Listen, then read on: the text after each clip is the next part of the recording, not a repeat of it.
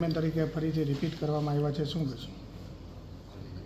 આજે અમે ભાગ્યશાળી છે કે ખેડૂતોની સેવા કરવાનો વળી પાછો 2.5 વર્ષ અમને મોકો મળ્યો છે.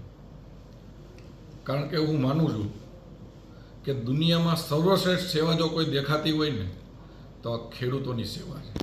અને આ ખેડૂતોની સેવા કરવાનો ફરી પાછો અમને મોકો મળ્યો એ બદલ અમે ભારતીય જનતા પાર્ટી, અમારા ગુજરાત પ્રદેશ અધ્યક્ષ CR પાટીલ સાહેબ, સંગઠન મહામંત્રી અમારા રત્નાકરજી, અમારા સાંસદ સભ્ય અને કેન્દ્રીય મંત્રી આદરણીય મનસુખભાઈ માંડવિયા સાહેબ, અમારા ધારાસભ્ય ગીતાબા જયરાજસિંહ જાડેજા, તેમજ સમગ્ર ભારતીય જનતા પાર્ટીનો તેમજ અમારા સમગ્ર ડિરેક્ટર બોર્ડનો હું આ તકે ખૂબ હૃદયથી આભાર માનું છું કે મને આવડી ઉંમરે વળી પાછો ખેડૂતોની સેવા કરવાનો મોકો આપ્યો. આગામી 2.5 વર્ષ દરમિયાન કયા વિકાસના કાર્યો જે છે તે કરવામાં આવશે? અત્યાર સુધીમાં જે કાંઈ વિકાસના કાર્યો અમે કર્યા છે, અમારી પાસે જે પાછળ 38 વીઘા જમીન લીધી અને અત્યારે સમગ્ર 38 વીઘાને સીસી ગ્રાઉન્ડ કરી અને એને તૈયાર કરવામાં આવ્યા છે. ખેડૂતોનો માલ રહે એના માટે શેડ બનાવવામાં આવ્યા છે. આ માર્કેટિંગ યાર્ડ ભારતનું પહેલું ડિજિટલ માર્કેટિંગ યાર્ડ બનાવવામાં આવ્યું. અહીંયા સેનિટેશનની વ્યવસ્થા કમ્પ્લીટ ઊભી કરવામાં આવી છે.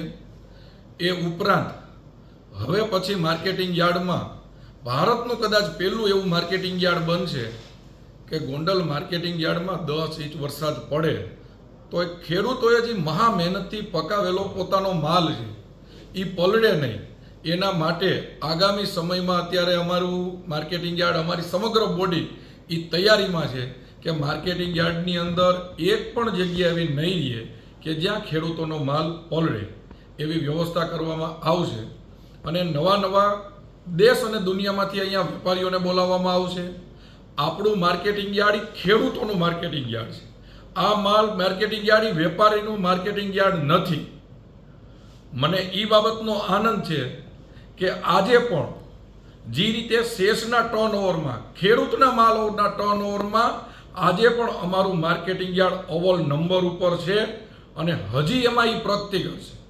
અમારા માર્કેટિંગ યાર્ડમાં ક્યારેય પણ એવો પ્રયત્ન નહીં થાય કે માર્કેટિંગ યાર્ડમાં કોઈ વેપાર ઊભો થાય અને ખેડૂતોની વાતને અમે સાઇડલાઇન મૂકી.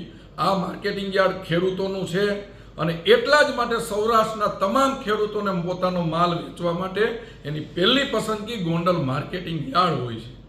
અને હજી અમારા એવા પ્રયત્નો હશે કે સૌરાષ્ટ્રના ખેડૂતો અહીંયા માલ વેચવા આવે અને અહીંયા હસતા જાય.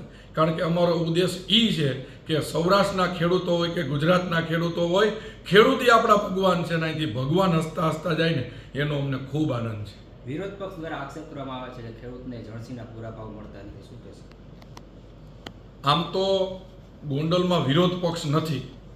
કારણ કે મને ખૂબ કહેતા આનંદ થાય છે કે હું ભારતીય જનતા પાર્ટીનો કાર્યકર્તા છું અને સમગ્ર ગુજરાતની અંદર જો કોઈ કોંગ્રેસ મુક્ત કે પ્રજાએ જેને લોકશાહીમાં જાકારો આપ્યો હોય ને એવું જો કોઈ સેન્ટર હોય તો આ ગોંડલ છે.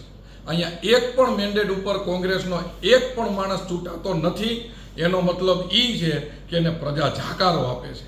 અને જો એ પ્રજા જાકારો ન આપતી હોય તો આ ગોંડલ માર્કેટિંગ યાર્ડ ઉત્તરોત્તર પ્રગતિ ન કરતું હોય. છેલ્લા 5 વર્ષમાં અમારા માર્કેટિંગ યાર્ડે જે પ્રગતિ કરી છે, છેલ્લા દર વર્ષે અમે 2.5-3 કરોડ શેષમાં અમે આગળ વધતા જઈએ છીએ. આ વર્ષે પણ અમારી જેટલી શેષ હતી એમાં અમે 2.5-3 કરોડ રૂપિયા અપ આવ્યા છે. અમે માઇનસ નથી ગયા. અને જો અમે માઇનસ ગયા હોય તો એનો મતલબ એવો થયો ખેડૂતો અમારાથી નારાજ થયા છે.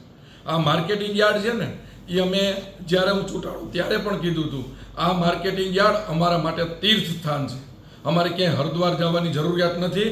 અહીંયાથી અમે ખેડૂતોની સેવા કરી છે અને ખેડૂતો જે રીતે આવે છે ને એટલે અમારું સંપૂર્ણ અમને ન્યાય મળ્યો છે. એનો અમને આનંદ છે.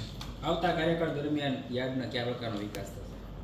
મેં હમણાં વાત કરી કે આવતા સમય માટે આમાં થોડોક વરસાદ થાય એટલે ટીવી અને છાપામાં આવે છે કે મહા મહેનતે પકાવેલો પાક ખેડૂતનો પાણીમાં રગદોડાનો.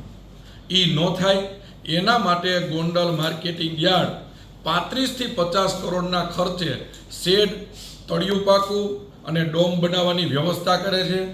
એકમાત્ર ગોંડલ માર્કેટિંગ યાર્ડ એવું હશે કે કદાચ 10 ઇંચ વરસાદ પડે તો આપણો ખેડૂત હસતા હસતા આવ્યો હોય ને એમ જ સારા ભાવ લઈને હસતા હસતા જાય અને ચાલુ વરસાદે ગોંડલ માર્કેટિંગ યાર્ડનું કામકાજ બંધ ન રહે એ પ્રકારની વ્યવસ્થા કરવામાં આવશે.